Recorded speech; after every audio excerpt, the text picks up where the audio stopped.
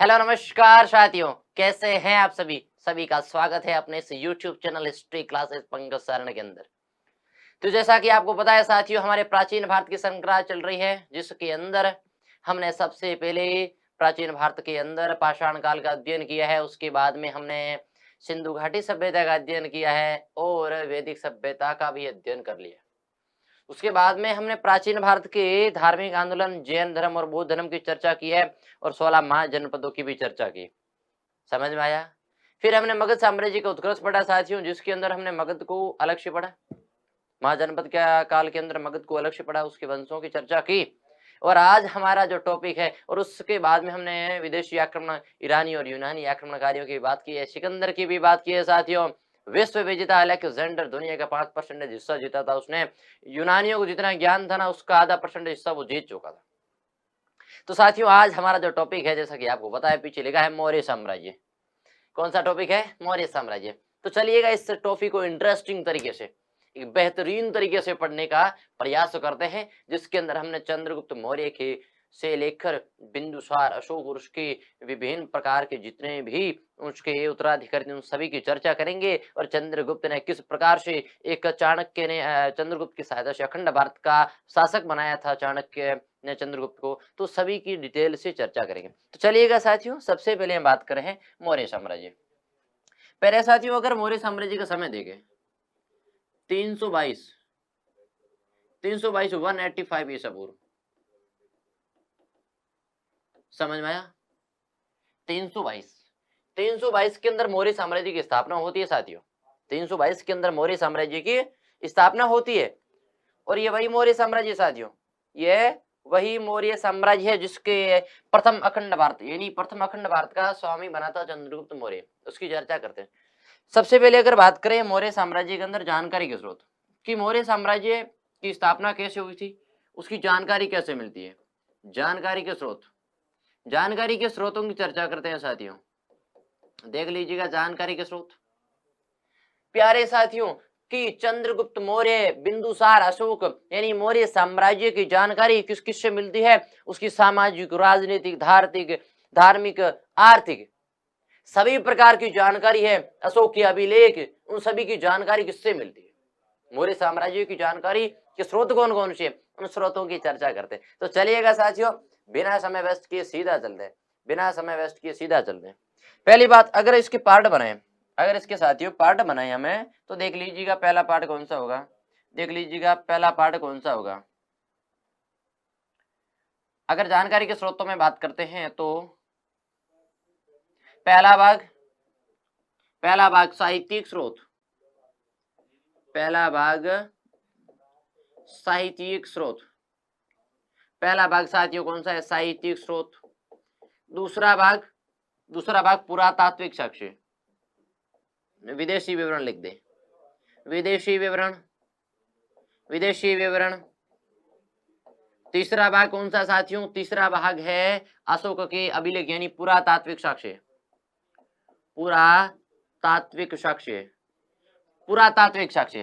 साथियों देख लीजिएगा, साहित्यिक स्रोत, विदेशी विवरण और पुरातात्विक साक्ष्य, यानी कि हम कह सकते हैं किसका भाग है भैया? आदि ऐतिहासिक, प्राग ऐतिहासिक, आदि ऐतिहासिक और ऐतिहासिक सभ्यता का भाग है, ऐतिहासिक सभ्यता का भाग है। चलिएगा आगे चर्चा करते हैं।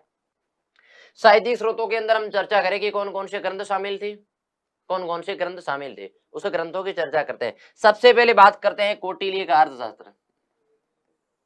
सबसे पहले अगर बात करते हैं तो कौटिल्य का अर्थशास्त्र, कौटिल्य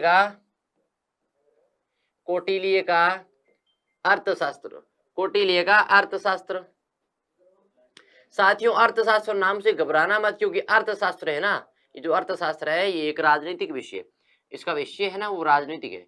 कौटिल्य का अर्थशास्त्र, सोमदेव की कथा सरित सागर, सोमदेव की कथा सरित सागर, सोमदेव की कथा सरित सागर, कथा सरित सागर, सोमदेव की कथा सरित सागर, ठीक है, सोमदेव की कथा सरित सागर। देख लीजिएगा इस कथा सरित सागर के अंदर दो महत्वपूर्ण टीका लिखी, क्षेमेंद्र की व्रत कथा मंजरी, लिख दीजिएगा क्षेमेंद्र की व्रत कथा मंजरी, क्षेमेंद्र की व्रत कथा मंजरी, क्षेमेंद्र की व्रत कथा मंजरी, व्रत कथा मंजरी, क्षेमेंद्र की व्रत कथा मंजरी। और साथियों अगर आगे चर्चा करें पतंजलि का महाभाष्य और विष्णु पुराण, पतंजलि का महाभाष्य, पतंजलि के दो ग्रंथ, एक तो महाभाष्य, दूसरा है विष्णु पुराण। ये भी मौर्य साम्राज्य के बारे में जानकारी देता है, मौर्य साम्राज्य के बारे में महत्वपूर्ण नाम आएगा कौटिल्य चाणक्य अर्थशास्त्र, जिसकी हम चर्चा करेंगे विस्तृत रूप से। विशाख दत्त की मुद्रा राक्षस लिख लीजिए, एक महत्वपूर्ण ग्रंथ है विशाख दत्त का मुद्रा राक्षस, विशाख दत्त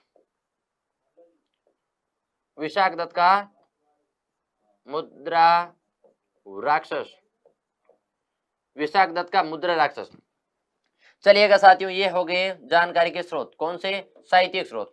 ये हो गए साहित्यिक स्रोतों की हमने चर्चा कर दी। चलिएगा आगे, अगर आगे बात करते हैं तो विदेशी विवरण के अनुसार एक नाम आएगा मेगास्थनीज की इंडिका। विदेशी विवरण के अंदर नाम आएगा मेगास्थनीज की इंडिका। मेगास्थनीज है, इसकी ग्रंथ कौन सा है भैया? इंडिका, मेगास्थनीज का इंडिका, ठीक है ना। ये सेल्यूकस निकेटर का दरबारी था, यूनानी था, ठीक है, सेल्यूकस निकेटर का दरबारी था। चलिएगा आगे, पुरातात्विक साक्ष्यों के अंदर बात करते हैं। एक तो चंद्रगुप्त और अशोक के अभिलेख, चंद्रगुप्त व अशोक के अभिलेख। चंद्रगुप्त के दो अभिलेख है, मायस्थान और सोगरा। चंद्रगुप्त के दो ही अभिलेख है साथियों, महास्थान और दूसरा है सोहगोरा, महास्थान और सोहगोरा।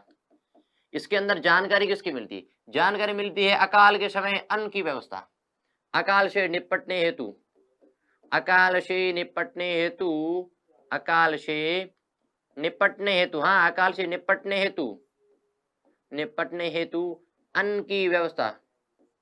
अन्न की व्यवस्था किस प्रकार से की जाए, उसकी चर्चा। अन्न की व्यवस्था किस प्रकार से की जाए उसकी चर्चा है साथियों, देख लीजिएगा। लेकिन अगर बात करते अशोक के अभिलेखों की, तो अभी तो हमने नाम लिख दिया है, लेकिन इसकी विस्तृत चर्चा जब हम अशोक पढ़ेंगे उसके समय करेंगे, क्योंकि उस समय हमें धम्म की जानकारी लेनी होगी और धम्म के लिए महत्वपूर्ण स्रोत है अशोक के अभिलेख, और तब हम उसे अशोक के अभिलेख को अगर पढ़ेंगे तो हमारे लिए क्या होगा? महत्वपूर्ण होगा और समझने में आसानी रहेगी। चलिएगा, समझने के अंदर हमारी आसान रहेगी, इस कारण हम क्या पढ़ेंगे? उस समय पढ़ेंगे साथियों, और आपके लिए जैसा भी हो सही करने का कोशिश करेंगे साथियों। समझ में आया ना?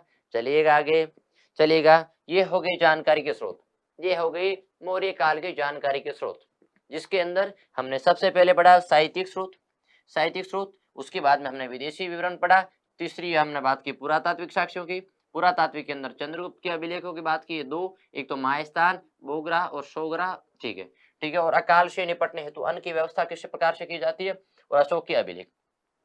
इधर साहित्यिक स्रोतों के अंदर कौटिल्य का अर्थशास्त्र, विषय राजनीति, विषय कौन सा है साथियों?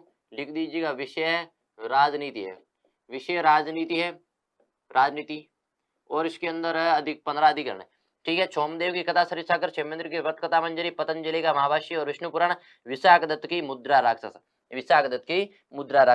चलिएगा साथियों आगे चलते हैं। अब हम बात करते हैं सबसे पहले मौर्य साम्राज्य की स्थापना कैसे हुई थी। मौर्य साम्राज्य की स्थापना को लेकर अगर चर्चा करें, देख लीजिएगा साथियों, मौर्य साम्राज्य की स्थापना को लेकर चर्चा करते हैं, देख लीजिएगा साथियों। जैसा कि आपको पता है कि मौर्य साम्राज्य की स्थापना चंद्रगुप्त मौर्य ने की है। किसने की है? चंद्रगुप्त मौर्य ने की है। होता यूं है कि जब मगध साम्राज्य था और चाणक्य एक तरफ होता यूं है, देख लीजिए, अगर एक मैप के माध्यम से हम समझे, साथियों, तो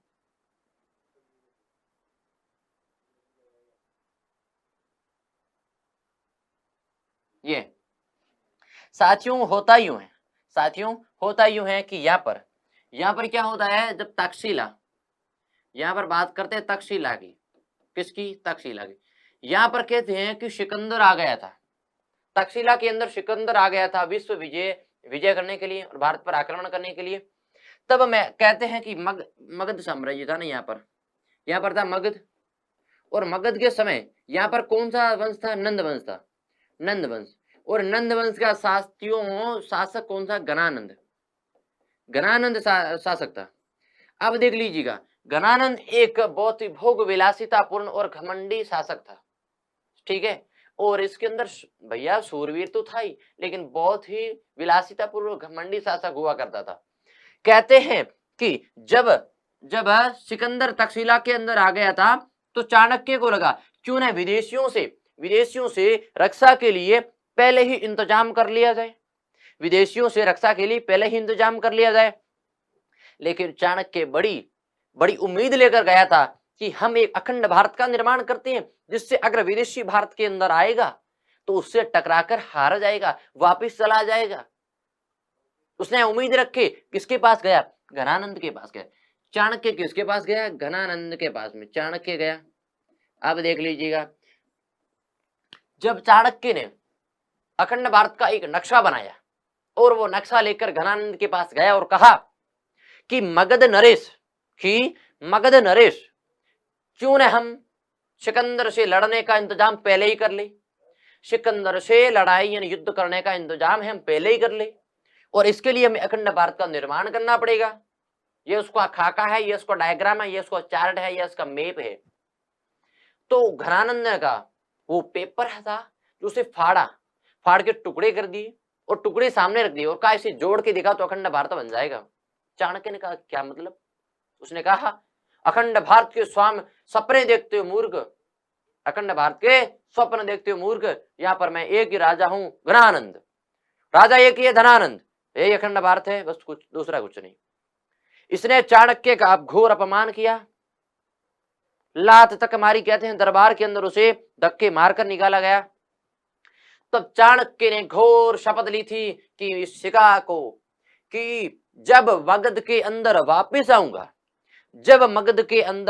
आऊंगा तब नंद वंश का खात्मा करूंगा, नंद वंश का पतन करने आऊंगा। दूसरी बात, पहली शपथ ली थी नंद वंश का अंत, नंद वंश का पतन करूंगा। साथियों, दो शपथ, नंद वंश का पतन, दूसरा अखंड भारत का राजा बनाऊंगा। अखंड भारत का राजा तो बनाऊंगा लेकिन विदाउट, अखंड भारत का राजा बनाऊंगा लेकिन विदाउट हेल्प मगध, अखंड भारत का राजा बनाऊंगा जबकि मगध की बिना सहायता के बनाऊंगा। देख लीजिएगा, तुम्हारी कोई जरूरत नहीं है, ये मेरी शपथ है, लेकिन जब तक ये दोनों काम नहीं करूंगा तब तक मैं अपनी शिका यानी चोटी नहीं बांधूंगा, खुली रखूंगा। ये चाणक्य की शपथ थी। कहते हैं कि घनानंद ने से मारने की कोशिश की, लेकिन चाणक्य बहुत शातिर था और शक्तिशाली भी था, वो वहां से निकल गया। और कहते हैं जब रास्ते के अंदर जा रहा था, एक मोड़ आया, दिल उठ छोड़ आया, वही बात चली कि मैं रास्ते से जा रहा था, एक मोड़ आया, दिल छोड़ आया, वो बात नहीं है। जब चाणक्य जा रहे थे जंगल के रास्ते, तभी कहते हैं वहां पर 10 लड़के खड़े थे। कितने भैया, 10 बालक खड़े थे, और वो 10 बालक एक गेम खेल रहे थे। 10 बालक एक गेम खेल रहे थे। जब 10 बालक एक गेम खेल रहे थे, कहते हैं कि चाणक्य ने सोचा क्यों न इस बच्चे को, इनका गेम देखें बच्चों का, राजकिलक गेम है, गेम का नाम है राजकिलक। देख लीजिए, राजकिलक एक गेम है जिसके अंदर यूं होता है कि सामने प्रजा बैठी है और राजा का रोल निभा रहा है एक आदमी, और वो प्रजा की परेशानियां सुन रहा है, और एक राजा का रोल निभा रहा है, मतलब एक छोटा साम्राज्य बना रहा है। समझ में आया ना।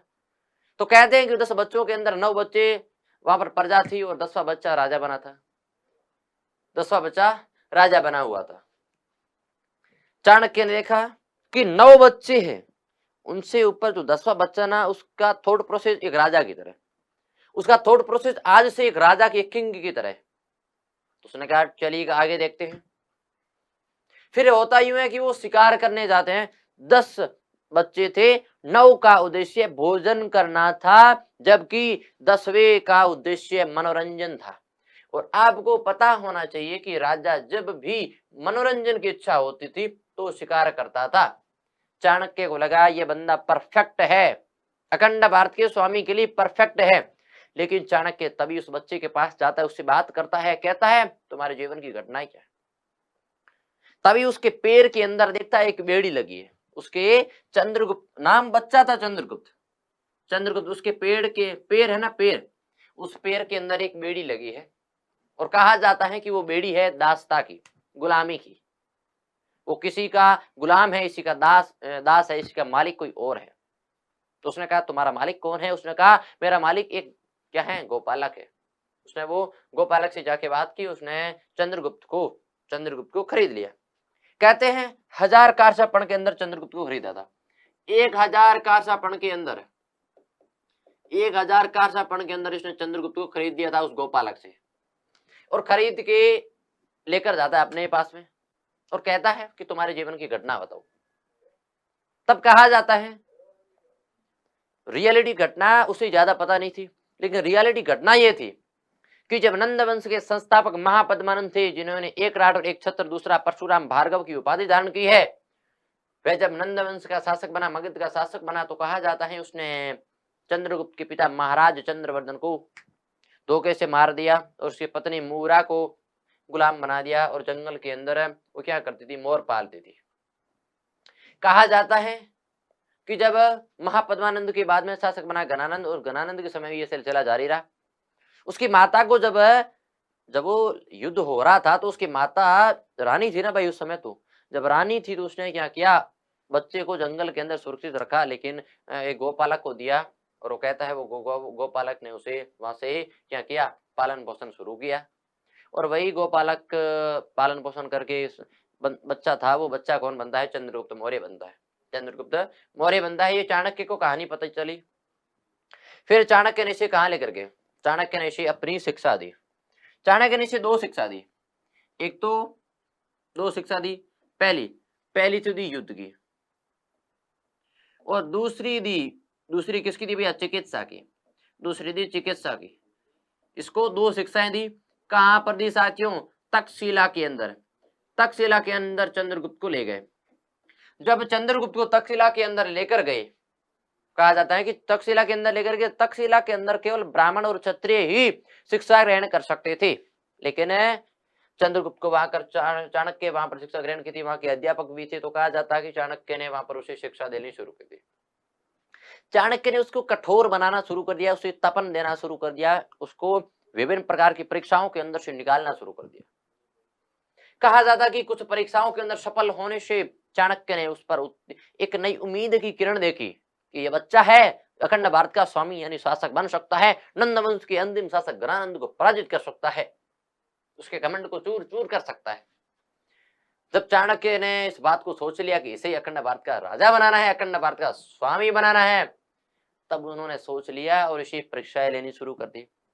जैसे जैसे दिन बीतते गए, परीक्षाएं सफल होती गई। और एक दिन आता है कि चाणक्य ने, एक दिन आता है कि चंद्रगुप्त था उस समय क्या हुआ, सिकंदर मगध के अंदर आया था। कहते हैं सिकंदर ये आया था सिकंदर इंडिया आया था। तो चाणक्य ने जब जो चंद्रगुप्त किससे मिला, सिकंदर से मिला। भाई चंद्रगुप्त जब सिकंदर से मिला, लेकिन चंद्रगुप्त बहुत वाकपटु आदमी था, बच्चा था ना, वाकपटु था। वो तो बोलने के अंदर धुरंधर था, बड़ा खतरनाक था, और बोलता भी इतने फर्राटेदार, बोलता भी इतने कठिन वर्ड, जिसे सामने वाले को क्रोध आ जाए, गुस्सा आ जाए। जब इसने सिकंदर से बात की तो इसने सोचा सिकंदर मेरी हेल्प करेगा, ठीक है, हेल्प के हिसाब से गया था। लेकिन होता यूं है कि पासा उल्टा पड़ जाता है। सिकंदर से गुस्सा हो जाता है, क्रोधित हो जाता है और उसे मारने के लिए पीछे भागता है। तो कहते हैं कि चंद्रगुप्त वहां से भाग गया। तब चाणक्य ने कहा था एक राजा के पास में दोनों गुण होने चाहिए, एक राजा के पास में शेर और लोमड़ी दोनों के गुण होने चाहिए।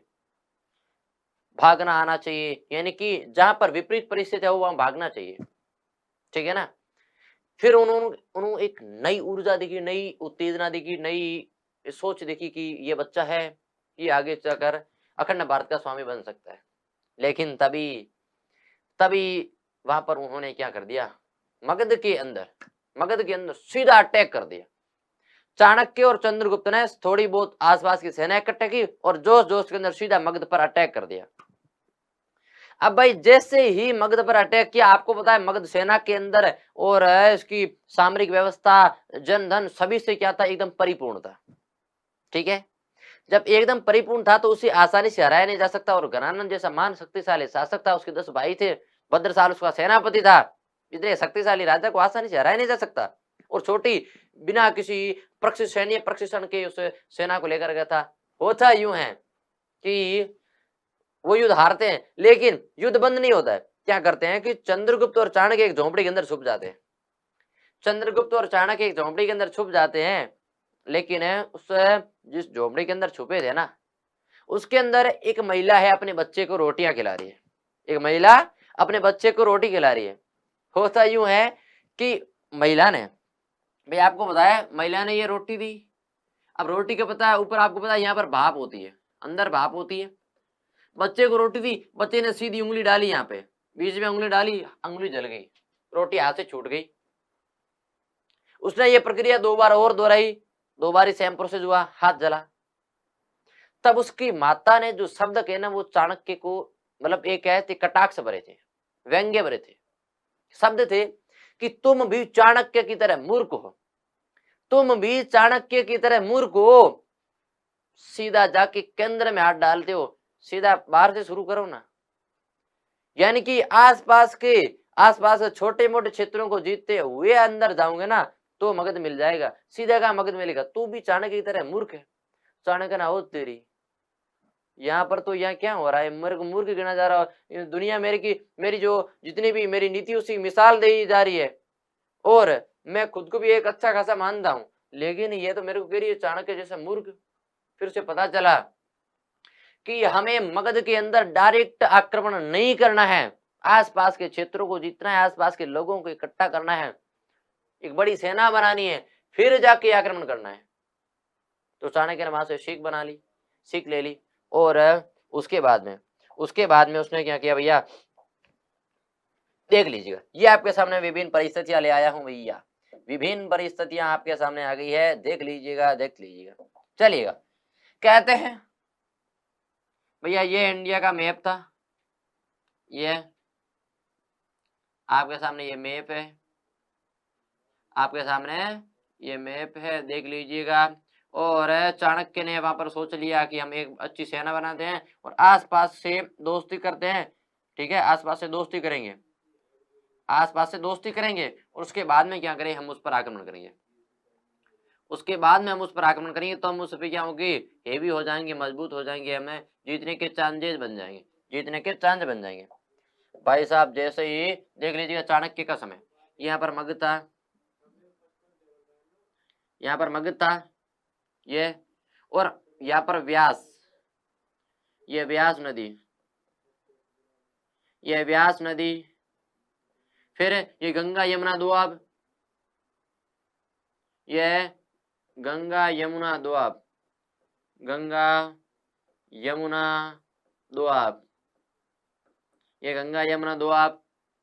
यहाँ पर रायचूर दोआब, यह है रायचूर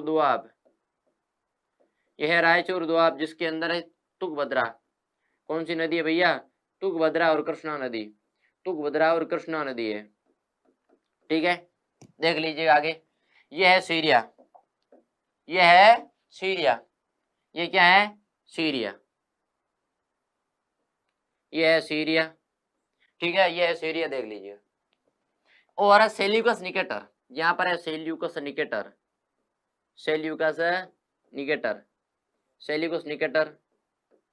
ये भैया सिकंदर का जो उत्तराधिकारी आगे चला था।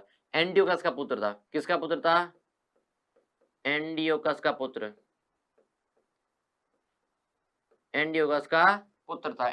पुत्र था। फिर और यहाँ पर था याथीडेस में। ठीक है, चलिएगा। फिर यहाँ पर था सप्तसेंधु प्रदेश, ये था सप्तसेंधु प्रदेश,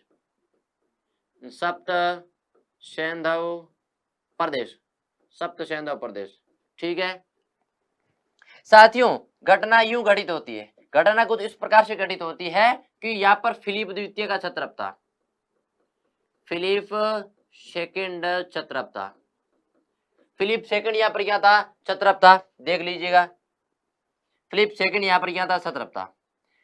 यहाँ पर क्षेत्र देख लीजिएगा, इस क्षेत्र की लड़ाकू जाति ने विद्रोह करके चंद्रगुप्त की सेना में शामिल हुआ। इस क्षेत्र की जो लड़ाकू जाति थी उसने क्या किया, विद्रोह करके चंद्रगुप्त मौर्य की सेना में शामिल हो गए। तो चंद्रगुप्त की सेना बड़ी होगी, तो चंद्रगुप्त की सेना बड़ी होगी और माना जाता है जब चंद्रगुप्त की सेना बड़ी हो गई तो महत्वपूर्ण यही है कि इसे लड़ने में आसानी होगी। ये मातृभूमि के प्रति प्रेम करते थे और ये अथर्ववेद के अंदर उल्लेख है, ये अथर्ववेद के अंदर उल्लेखित है। ये धर्म जाति स्वरूप और विदेशी होने के कारण से क्या किया, इन्होंने शामिल कर दिया। फिर बात करते हैं, फिर सबसे पहले जब ये क्षेत्र शामिल हो गया, ये क्षेत्र शामिल हो गया, अब बात करेंगे गणानंद और चंद्रगुप्त के बीच में युद्ध। गणानंद और चंद्रगुप्त के बीच में युद्ध देख लीजिएगा, गणानंद और चंद्रगुप्त के बीच में युद्ध, गणानंद और चंद्रगुप्त मौर्य के बीच में युद्ध होता है। देख लीजिएगा साथियों, देख लीजिएगा,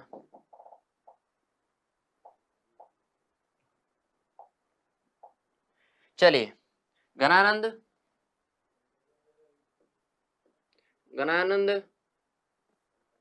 वर्सेस चाणक्य, और चाणक्य का बंदा कौन था भैया, चंद्रगुप्त। चाणक्य की तोप थी चंद्रगुप्त मौर्य। अब देख लीजिएगा, होता यूं है कि गणानंद की बहन थी दूरधरा, गणानंद की बहन थी ना, वो थी दूरधरा।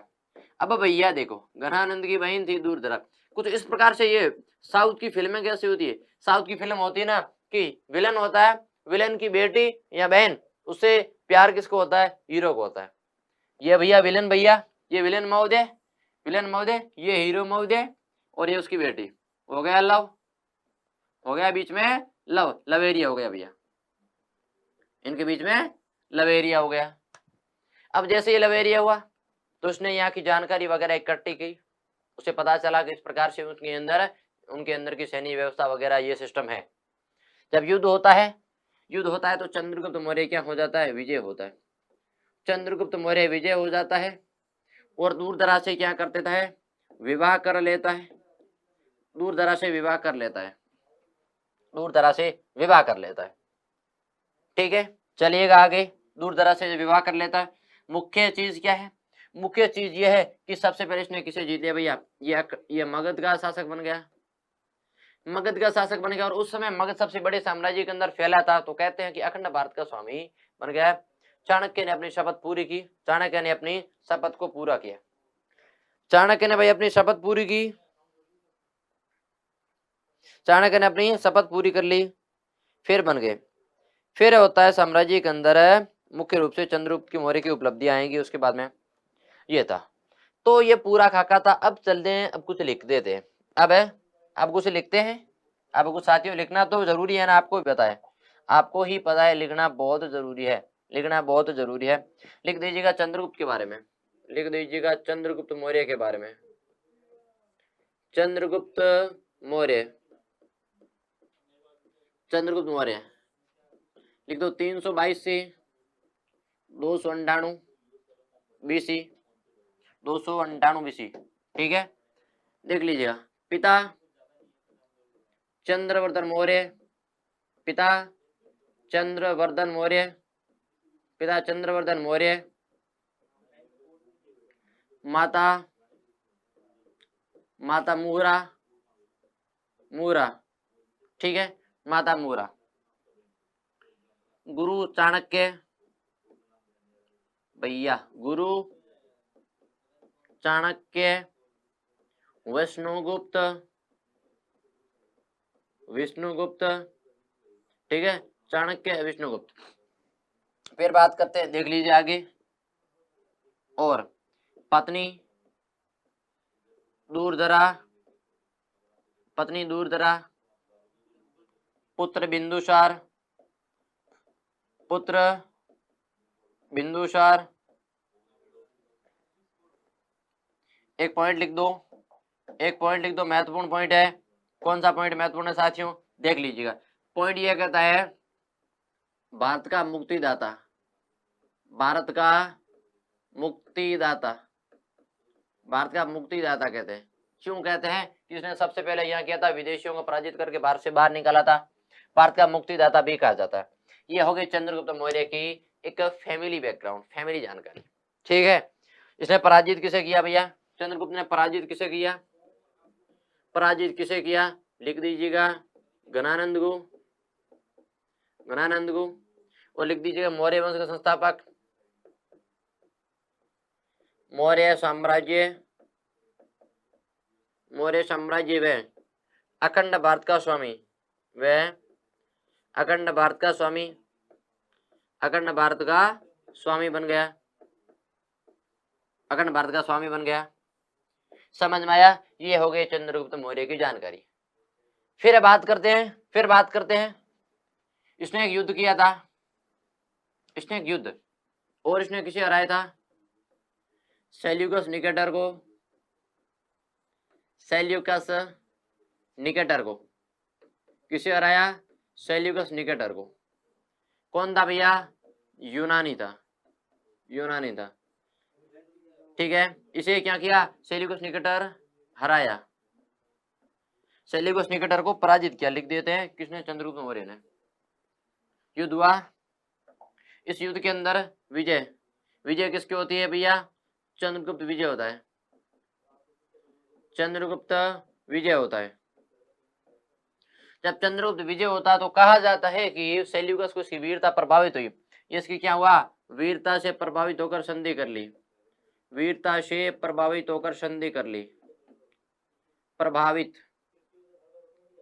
प्रभावित, वीरता से प्रभावित होकर, वीरता से प्रभावित होकर संधि कर ली, संधि कर ली, संधि कर ली। और इसको जो संधि है इसका वर्णन लिख दीजिएगा। महत्वपूर्ण फैक्टर संधि का वर्णन कौन करता है? एपियानस करता है, एपियानस करता है, एपियानस करता है। ठीक है ना साथियों? फिर देख लीजिएगा, अगर संधि की शर्तों की बात करते हैं, अगर है संधि की शर्तें कौन कौन सी थी, चलिएगा आगे। संधि की शर्त, संधि की शर्त कौन कौन सी थी? संधि की शर्तें, संधि की शर्तें। पहली संधि, पहली शर्त, पहली शर्त एरिया, एक minute, Aria Arachosia, area Arachosia, Arachosia, Gedrosia, Gedrosia, Gedrosia. 4 number है पेरीपनिसडाई, पेरीपनिसडाई, पेरीपनिसडाई। ठीक है, हेरात, कंधार, बलूचिस्तान, मकरान। कौन कौन से प्रांत दिए थे? हेरात, कंधार, बलूचिस्तान और मकरान। साथियों प्रांत कौन कौन से थे?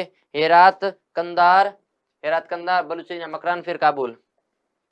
एरिया इसे हेरात कहते हैं, हेरात, कंधार,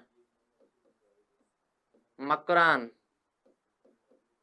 काबुल, मकरान और काबुल, ये 4 प्रांत। पहली शर्त कौन सी थी? शर्त लिख दो, शर्त नंबर 1 कि ये 4 प्रांत, ये 4 प्रांत सेल्यूकस ने, सेल्यूकस ने, सेल्यूकस ने चंद्रगुप्त को दिए, चंद्रगुप्त को दिए, चंद्रगुप्त को दहेज में दिए थे, चंद्रगुप्त को दहेज में दिए। 2 नंबर पॉइंट, 2 नंबर पॉइंट कहते हैं इसकी पुत्री, पुत्री हेलेना, सेल्यूकस की पुत्री लिख दो ना, अच्छा रहेगा। सेल्यूकस की पुत्री,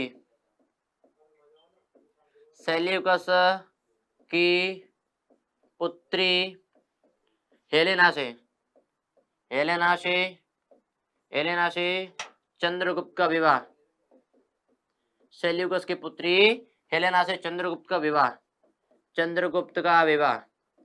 लो भाई, भारत वाला था बड़ा हरामी, जाते सीधा डाका डाला, कहां पर है? हेलेना पर। बड़ी खूबसूरती भैया हेलेना, आपके लिए नहीं थी, किसके लिए थी? चंद्रगुप्त के लिए थे। कोई बात नहीं, अपना ही बंदा था चंद्रगुप्त। ये क्या था? प्रथम अंतरराष्ट्रीय विवाह, प्रथम अंतरराष्ट्रीय विवाह, अंतरराष्ट्रीय, प्रथम अंतरराष्ट्रीय विवाह था ये, प्रथम अंतरराष्ट्रीय विवाह था। ठीक है, प्रथम अंतरराष्ट्रीय विवाह, प्रथम अंतरराष्ट्रीय विवाह।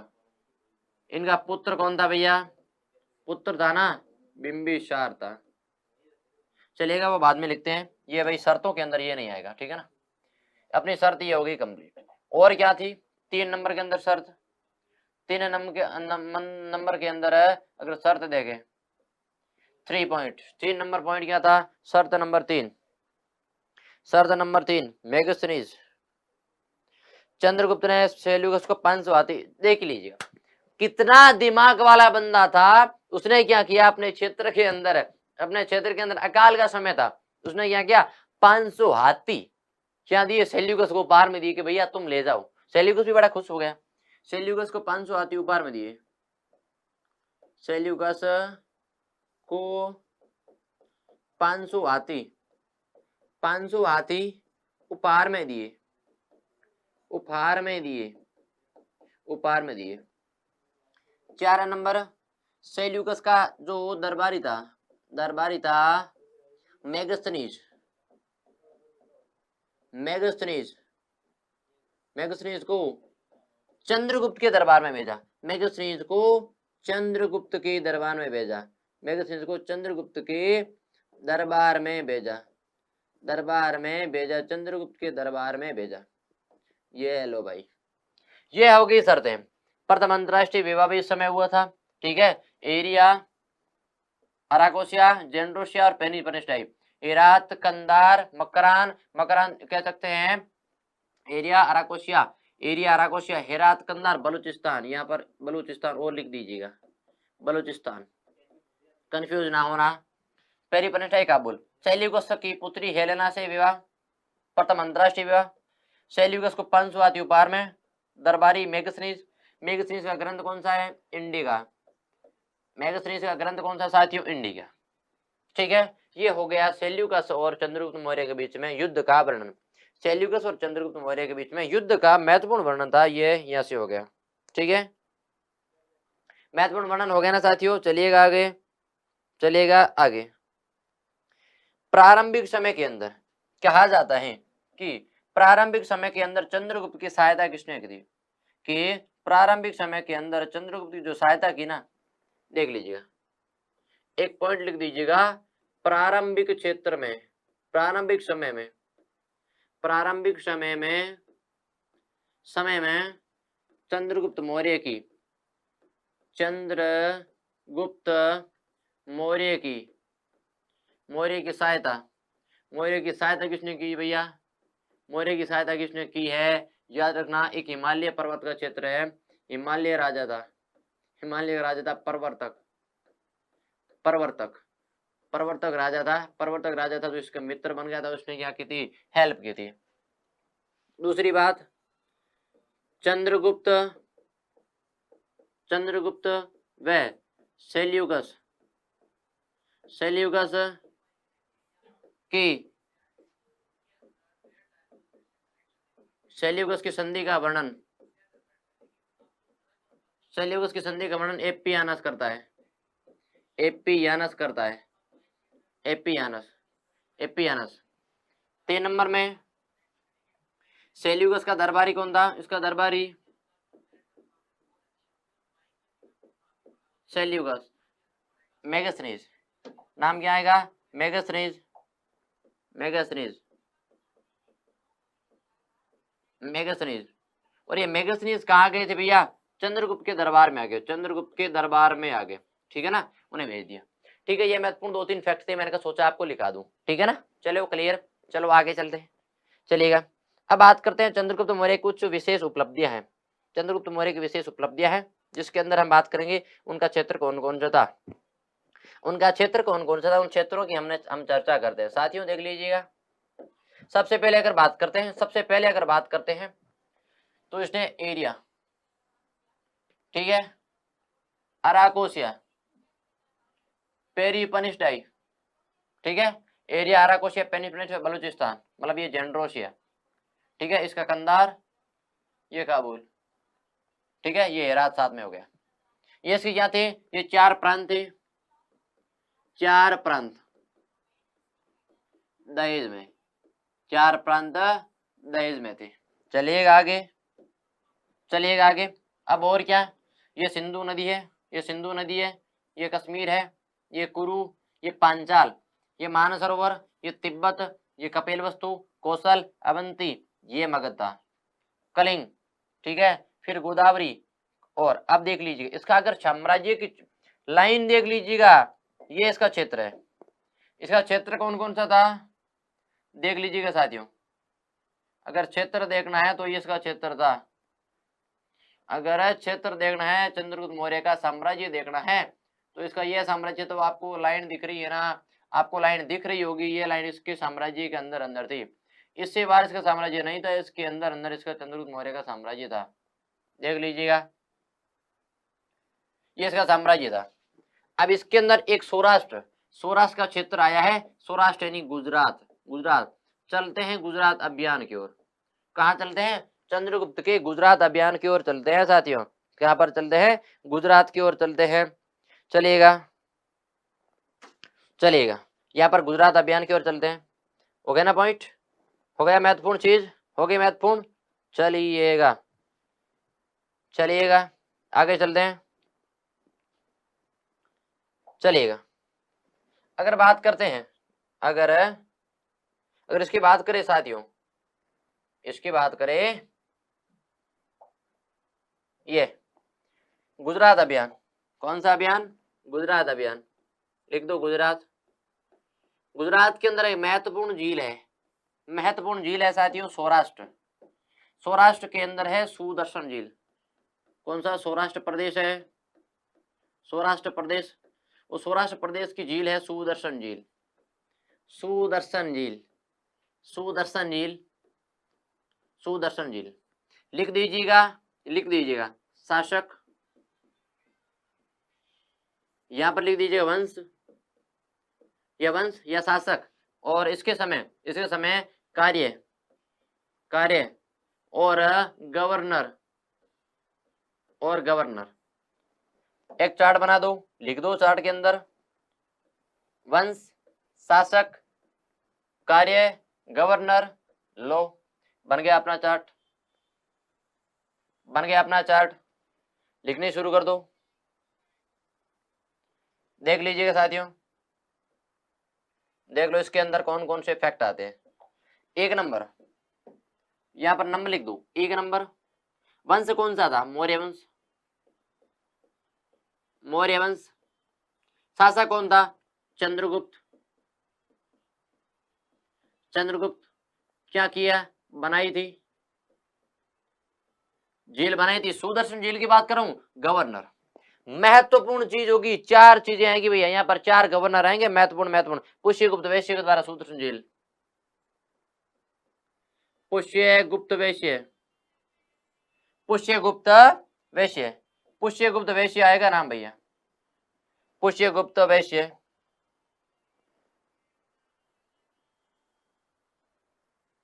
पुष्यगुप्त वैश्य, लिख दो भैया, पुष्यगुप्त वैश्य, ये गवर्नर था। पुष्यगुप्त वैश्य क्या था साथियों, गवर्नर था।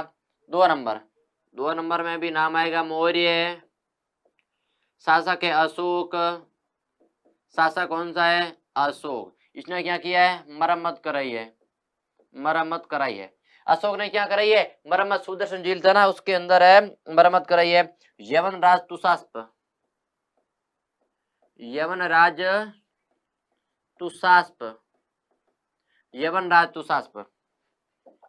3 नंबर की चर्चा करें, 3 नंबर, 3 नंबर के अंदर अगर वंश देखते हैं साथियों तो शक, शक शासक, शक शासक कौन था, रुद्रदामन, रुद्रदामन, रुद्रदामन ने भी क्या कराई है, मरम्मत कराई है।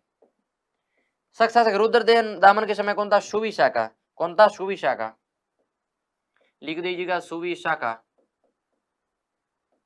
सुविशाखा। 4 नंबर के अंदर देखते हैं, 4 नंबर के अंदर देखते हैं तो महत्वपूर्ण नाम आ जाएगा गुप्त, महत्वपूर्ण नाम आ जाएगा गुप्त। शासक कौन है? स्कंदगुप्त, स्कंदगुप्त शासक कौन है? स्कंदगुप्त। इसने भी क्या कराई है? मरम्मत कराई है, इसने भी क्या कराई है? मरम्मत कराई है। और इसका पर्णदत्त, इसका कौन है? पर्णदत्त। ये हो गई सुदर्शन झील के बारे में चर्चा, ठीक है। रेवतक और उर्जंत पहाड़ी लिख दीजिएगा, रेवतक और उर्जंत पहाड़ी, पहाड़ी पहाड़ी कौन सी है? रेवतक और उर्जंत, रेवतक और उर्जंतक, रेवतक और उर्जंत नदी, सुवर्णसिक्ता और प्लासिनी नदी। नदी कौन सी है? सुवर्णसिक्ता और प्लासिनी नदी, दो नदी है, सुवर्णसिक्ता और प्लासिनी। लिख दीजिएगा सुवर्णसिक्ता, सुवर्णसिक्ता, सुवर्णसिक्ता। दूसरी नदी है प्लासिनी नदी, प्लासिनी नदी। ये होगी नदियां, ठीक है ना, ये होगी नदियां। अगर साथियों महत्वपूर्ण चर्चा करें, महत्वपूर्ण चर्चा करें, चलिएगा एक अभिलेख का नाम आएगा, एक अभिलेख नाम आएगा, अभिलेख है जूनागढ़। अभिलेख कौन सा है? जूनागढ़। साथियों अभिलेख कौन सा है? अभिलेख कौन सा है? जूनागढ़ अभिलेख है। कौन सा अभिलेख है? जूनागढ़ अभिलेख। जूनागढ़ अभिलेख क्या कहता है? मौर्य, शक और गुप्त, मौर्य, शक और गुप्त तीनों वंशों की जानकारी का एकमात्र स्रोत। लिख दीजिएगा तीनों वंशों की, तीनों वंशों की जानकारी का, तीनों वंश की जानकारी का एकमात्र स्रोत, एकमात्र स्रोत। और इसके बारे में एक और फैक्ट बनता है, एक और फैक्ट बनता है कि दादा, दादा कौन थे भैया? दादा और पोता, दादा और पोता का एक साथ उल्लेख है। दादा कौन थे भैया? दादा थे चंद्रगुप्त, दादा थे चंद्रगुप्त। पोता कौन थे भैया? पोता, पोता अशोक था, पोता अशोक। इनका यहाँ है साथ में उल्लेख है, इनका साथ में उल्लेख है, दादा और पोता का साथ में उल्लेख है। लिख दीजिएगा, छाप दीजिएगा, महत्वपूर्ण चीज है। 1 2 3 4 और 5 स्टार लगा दीजिएगा। कितने? 5 स्टार लगा दीजिएगा, कहीं पर भी नहीं जाएगा क्वेश्चन। देख लीजिएगा। अगर देखते हैं वंश, शासक, कार्य और गवर्नर। साथियों गुजरात के अंदर सौराष्ट्र क्षेत्र है जिसके अंदर सुदर्शन झील है। पहाड़ी कौन सी है? रेवतक और उर्जंत, रेवतक और उर्जंत। नदी कौन सी है? सुवर्णसिक्ता और प्लासिनी, ठीक है। वंश की बात करते हैं, मौर्य वंश चंद्रगुप्ता बनाई थी, पुष्यगुप्त वैश्य, मौर्य अशोक मरम्मत, यमनराज तुषार, शक रुद्रदामन मरम्मत, सुविशाखा, ठीक है। गुप्त स्कंदगुप्त मरम्मत और पर्णदत्त ने गवर्नर था। साथियों तीनों वंश की जानकारी के एकमात्र स्रोत है मौर्य, शक और रुद्र, ठीक है। मौर्य, शक और गुप्त। फिर दादा और पोता चंद्रगुप्त और अशोक का एक साथ में उल्लेख है। अभिलेख कौन सा है? जूनागढ़ अभिलेख। ये तीनों जानकारी कहां से मिलती है? जूनागढ़ से अभिलेख से मिलती है। संपूर्ण जानकारी कहां से मिलती है? जूनागढ़ अभिलेख से संपूर्ण जानकारी मिलती है। ये हो गई भैया गुजरात का अभियान, ये हो गया गुजरात का अभियान, ठीक है। अब चलते हैं इसके प्रमुख दक्षिणी भारत अभियान। प्रमुख दक्षिणी भारत के कौन कौन से अभियान किए थे इसने, कि जिसके अंदर उसे उसका साम्राज्य विस्तार हुआ था, साम्राज्य विस्तार। क्योंकि प्रथम बार अंतरराष्ट्रीय साम्राज्य की स्थापना, लिख दीजिएगा महत्वपूर्ण फैक्ट, यहाँ पर पीछे ही लिख दीजिएगा, कहाँ गया? चंद्रगुप्त महोदय, चंद्रगुप्त महोदय। लिख दीजिएगा प्रथम बार अंतरराष्ट्रीय साम्राज्य की स्थापना, प्रथम बार अंतरराष्ट्रीय साम्राज्य, अंतरराष्ट्रीय साम्राज्य की स्थापना, अंतरराष्ट्रीय साम्राज्य की स्थापना, अंतरराष्ट्रीय साम्राज्य की स्थापना की थी साथियों। प्रथम बार अंतरराष्ट्रीय विवाह भी इसने किया था, प्रथम बार अंतरराष्ट्रीय विवाह भी इसने किया था। कहाँ गया भैया विवाह? हाँ भैया विवाह, ये गया, देख लीजिएगा कहाँ की? दूरदरा, पत्नी दूरदरा होगी, बिंदुसार हो गया, ठीक है। और उसकी पत्नी थी हेलेना, और पत्नी थी हेलेना, हेलेना। लिख दीजिएगा प्रथम अंतरराष्ट्रीय विवाह, प्रथम अंतरराष्ट्रीय विवाह, देख लीजिएगा यहाँ पर अपने पास नहीं मिल रही और यह दूर से ले आया था। प्रथम अंतरराष्ट्रीय विवाह, प्रथम अंतरराष्ट्रीय विवाह, ठीक है ना। चलिएगा चलिएगा अब आगे चलते हैं, अब आगे चलते हैं, अब आगे चलते हैं साथियों। ठीक है, okay okay okay okay okay okay, ठीक है ठीक है। कहाँ गए भैया? फर्स्ट नंबर प्रथम अंतरराष्ट्रीय विवाह हो गया, ये हमारी ये हो गई, ये हो गई, ठीक है। अब आगे चलिएगा, अब आगे चलिएगा। अब अगर बात करें हम साथियों दक्षिण भारत के अभियान, इसके दक्षिण भारत के अभियानों की चर्चा करें कि दक्षिण भारत अभियान, दक्षिणी भारत अभियान, दक्षिणी भारत अभियान, दक्षिणी भारत अभियान, दक्षिणी भारत अभियान, इसके दक्षिणी भारत अभियान, दक्षिणी भारत अभियान। तो साथियों देख लीजिएगा, समय नहीं हमारे पास में, और मिलते हैं नेक्स्ट क्लास के अंदर, जिसके अंदर हम बात करेंगे कि चंद्रगुप्त मौर्य के दक्षिण भारत के अभियानों की बात करेंगे, और उसकी कुछ महत्वपूर्ण चीजें पीछे रही है जिसकी हम चर्चा करेंगे नेक्स्ट क्लास के अंदर। तब तक देखते रहिए अपना हिस्ट्री क्लासेज पंकज सर, अपना ध्यान रखिएगा, स्वच्छ रहिए, मस्त रहिए, हंसते रहिए, खिलखिलाते रहिएगा। चलिएगा, धन्यवाद।